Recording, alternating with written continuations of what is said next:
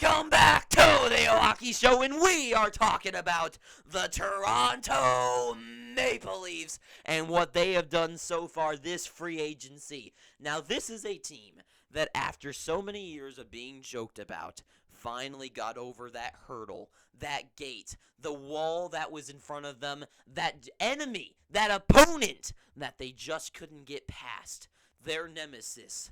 The first round of the playoffs, and they finally get over that hill, beating the Tampa Bay Lightning. Maybe they got lucky with a pretty bad team going to the playoffs, but anyways, they get over that hill, but then get smashed right in the face by the Florida Panthers, and they get knocked out in a 4-1 series where they looked like they had no business being in the second round.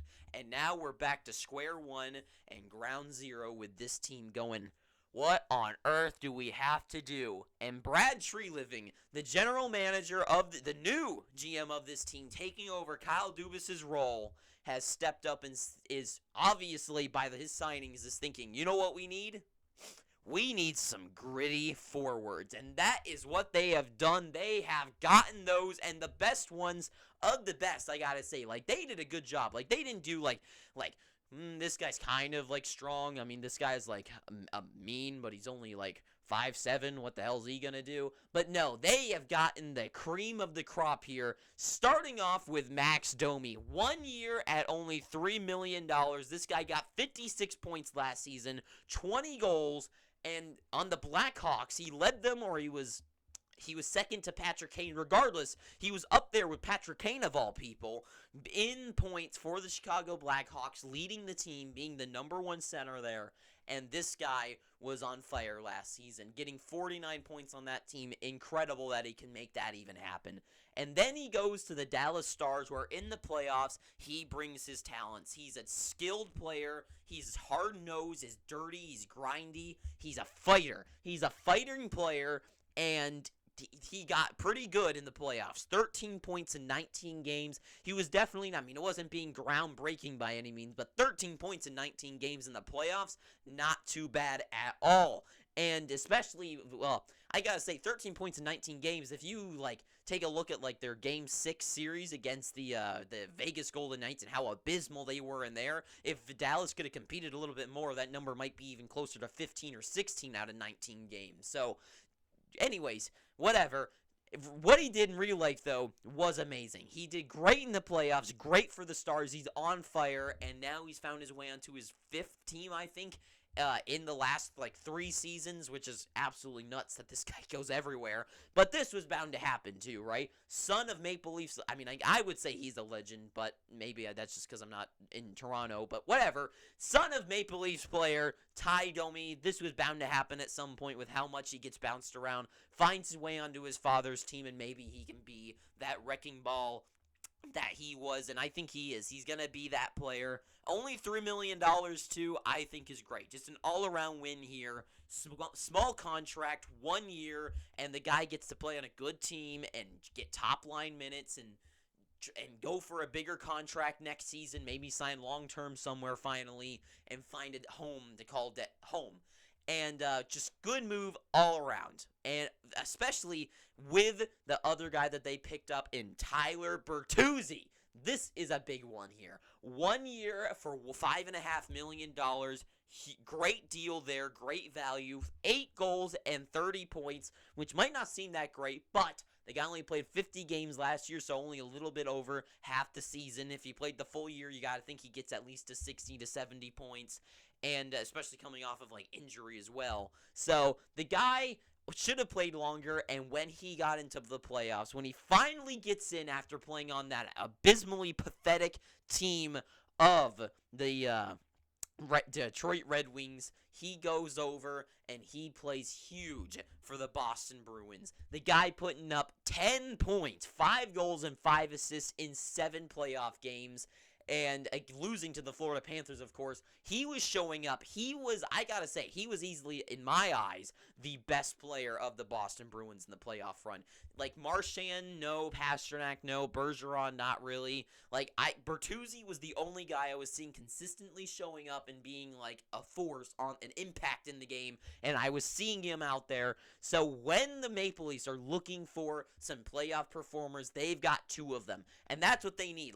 This past playoff run that everyone's talking about, usually it's like they need defense or they need depth. This season it was they need guys to score some more goals, and really I would say it's up to guys like Austin Matthews to score some more goals and John Tavares, but whatever. They still need some other guys to fill out some of the depth on this team, and I think getting Tyler Bertuzzi, getting Max Domi, being those left wingers to play alongside Nylander, Tavares, Marner, and Matthews is huge. And for me too, Bertuzzi, I see him being the perfect, like, one-up over, like, Michael Bunting. I would say, like, they're similar kind of players where they're very skilled. They're this kind of like the all-around hockey player that is, like, dirty and gritty. I say dirty, I don't mean, like, a cheap player. I just mean, like, like he's a rat. He's a rodent in the best way.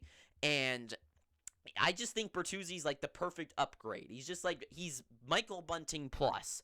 And Bertuzzi, once again, the son of a legend. I think just two great pickups here in those hard-nosed players. But they didn't just get them. They got the hardest-nosed of all the players in the NHL. A guy that a lot of people don't seem to actually be very happy with this contract. I'm not the biggest fan of it either, but it's not for too much money. And that is Ryan Reaves for 3 years, which is weird, for $1.35 million. This is, if you're gonna lean in to going with those obnoxious, hard to play against players, they found the guy. Ryan Reaves, this guy's a wrecking ball. Absolute stud. We know who he is. He's a menace. He isn't the Ryan Reaves that he played on Vegas when they made that first Stanley Cup run. Like, he is not that Ryan Reaves that is just an absolute, just the, like, super villain of the NHL. But he is still Ryan Reaves. He's still going to be an impact. He's still going to get under the skin the other players. And he's going to be a force to not be messed with. He was a -6 and only made 15 points. So they're not getting him to produce or really defend. He's out there to just be a menace, to put him out there against one of the other top teams, top guys. Like, if they go up there, if they get to the playoffs again, they're playing up against a team like the Lightning again. Put Ryan Reaves on the ice and let him light up Nikita Kucherov, send him out of the game, And that's just what you do. So smart move there. So they got two guys, two of them being great playoff performance, showing up in the playoffs, and after playing on two bad teams last year, then sure they got traded to two good teams, but being able to play a full season with with the Maple Leafs to get some good points, playing up with some elite talent in those core four that I don't got to list again, absolutely huge. And then the depth guy in Ryan Reaves. Great all-around move. They've got some hard-to-play against players. And if I said to you right now, Max Domi center, Tyler Bertuzzi on the left wing, Ryan Reaves on the right wing, you would think in your head, you got to be thinking right now, that's got to be the hardest to play against line in the NHL. No one wants to be on the ice at the same time as those three guys. And you would be absolutely correct. These guys are huge. They're here to make the other team hurt, and they're going to be a menace. And then they went with also picking up John Klingberg. And this is a good move. I like John Klingberg. I will say he is kind of disappointing at times.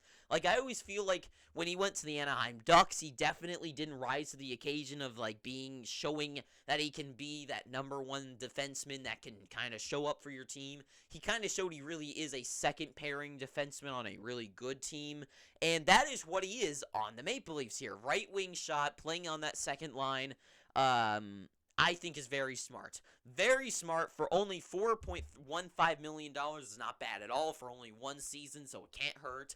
For me, I like the pickup. He got 33 points last year, which is so strange to believe because he went from the Ducks and then playing for the Minnesota Wild. Like, I just feel like he would have gotten more points over that time, but he just doesn't. 10 goals is not bad for a defenseman. Morgan Rielly only had 4 over the entire last season, so he's getting points on the board. Just, I feel like if you really wanted, like, that puck that he is a puck-moving defenseman, but I feel like they could have really leaned into more of an offensive defenseman other than John Klingberg. Like, in my eyes, I much rather would have liked them to try to move out maybe like TJ Brody, who looked horrible in the playoffs, absolutely horrendous, and get rid of a guy like Callie Yarncroc, free up that like 7-point-something million dollars, and then go for a guy like Dmitry Orlov instead, and then have a real guy who's been truly showing that he's a star lately and go with him instead. But instead, they're going with a guy like John Klingberg for only 1 year. I like the move, but I just feel like they could have done a little bit better. But I like it overall, and this team's showing, hey, we are going all in on this playoffs. My guess is Austin Matthews, his sticking point for the sign-a-re contract isn't to win a Stanley Cup, but I think he's probably saying, hey, I've won my awards. I've won my I've won my Ted Lindsay, I've won my Hart, and I've won my Rocket Richard. I'm going to win those again eventually in my career, but what I want now is to win the Stanley Cup and win that Conn Smythe trophy. That's what I want, and if this team isn't where I'm going to win all those other trophies once again, and I have to go somewhere else, so be it. And I think this is Brad Treliving going, hey, I'm going to build up this team this year. We're going to show you that we can go deep into the playoffs and that you can win here. That's my guess is what's going on. But here's a small issue, is that including LTR space, they are still they're $2 million over the cap. And they got to lose some money. So my guess they move out a guy like Cal Yarncroc, or, I mean, they're fourth liners. They really don't have anyone who's got paid much. They're going to have to move out one of their third liners. I don't really know who that would be. And they got to move out somebody. Like, literally, they just, without a doubt, they have to move someone. That's just what they have to do. And they still don't have a bona fide goaltender in net as well. I mean, Samsonov looked good in the playoffs, but he wasn't tremendous. Throughout the season, he wasn't tremendous. Like, he was just, like, good enough. He was good enough, and it was up to everyone else kind of, like, to win the game for them. And, because they didn't, Samsonov looked kind of bad because of it. And, yeah, so kind of strange that they just simply don't have that, like, a true number one goaltender, and they went with a guy like Ryan Reaves to sign him to some money. So kind of a weird deal there. In my eyes, like, it would have been a lot smarter last season if they kept Rasmus Sandin on the team, then instead of got rid of a guy like TJ Brody, have some more contract space there, sign a goaltender like a Korpisalo maybe, or maybe even, I don't know, like maybe like a Tristan Jarry, just another goaltender that at least looks somewhat more decent than Ilya Samsonov. But it is what it is. I guess they're rolling with him again with Matt Murray, and I guess we'll see how that plays out. But overall, still, this team looks good. I like the moves they've done. They definitely have done it. I like it. I really like it. I'm giving them an A- just because I like the moves. They didn't do too much, and I think they still need a little bit more to go. But I would definitely say they get an A- from me, because they're good moves, perfectly patching some holes that I feel like they needed, and upgrading from guys like Michael Bunting, who were good players, but Tyler Bertuzzi's a better player, and defensively upgrading that a little bit more. And that's all I gotta say. So, Maple Leafs, good job so far, but you still got a little bit more to do, and that is all I gotta say. So, thank you for watching this. If you've made it this far, please, I'm begging you, pick up your free subscription. And until next time, too sweet, have an amazing day, and ta-ta for now.